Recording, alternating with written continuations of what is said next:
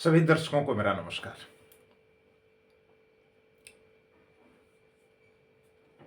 कोशिश हमारी ये रहती है कि हम सभी बिंदुओं पर समय समय पर आपसे बात करते रहते हैं और संस्थान की ओर से जो फल हमें प्राप्त होता है, जो फलादेश आता है, उसी आधार पर हम आपसे बात करते हैं और उसका सार्थक मूल्यांकन करने के बाद आप तक वो पहुंचाया जाता है। कुछ चीज़ें ऐसी हैं कि हम जितने सनातन धर्मावलंबी हैं तो उन बिंदुओं को हम भी जान सकते हैं और हमारा ये प्रयास रहता है कि आपको जो जानकारी दी जा रही है वो किस माध्यम से दी जा रही है, इस बात को भी आप तक पहुंचाया जाए, आपसे साझा किया जाए। तो आज हम आपसे बात करेंगे कि अगर किसी बालक का जन्म हुआ है और जन्म के समय मेष राशि में सूर्य हो या फिर इसी क्रम में अन्य राशियों में सूर्यदेव हों तो उनके लिए किस तरीके की परिस्थितियां रहती हैं, उनका कैसा स्वभाव रहता है और कितनी अनुकूलता रहती है, कितनी प्रतिकूलता रहती है। तो जन्म के समय में अगर रवि यानी सूर्य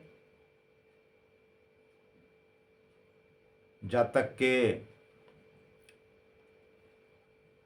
मेष राशि में हो तो जातक आत्मबली, स्वाभिमानी, प्रतापी, चतुर और साहसी, महत्वाकांक्षी, शूरवीर, गंभीर, उदार,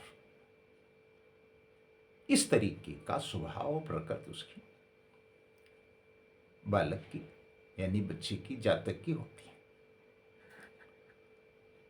लेकिन यही रवि यानी सूर्य अगर वृष राशि में हो तो स्वाभिमानी व्यवहार, कुशल, शांत,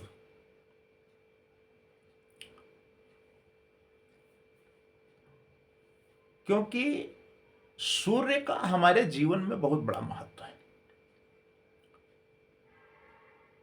यदि मिथुन राशि में सूर्यदेव हैं तो विवेकी, बुद्धिमान, विद्वान, मधुरभाषी, नम्र, प्रेमी, धनवान, इतिहास प्रेमी। तो इसी तरीके से अगर कर्क राशि में हो और क्रमशः सभी राशियों का जो रवि के होने का सिद्धांत है वो हम आपको बताने का प्रयास कर रहे हैं।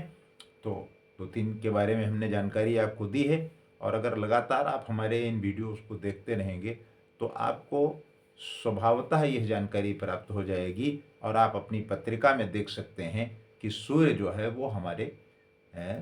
किस राशि में बैठे हैं और जिस राशि में वो बैठे हुए हैं उस राशि में सूर्य भगवान के होने से क्या कुछ हमको लाभ और हानि या किस तरीके का हमारा स्वभाव प्रकृति हो सकती है।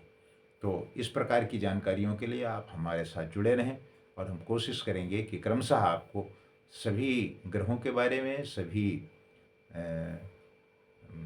भावों के बारे में जानकारी क्रमशः उपलब्ध कराई जाए। तो भले ही आप ज्योतिष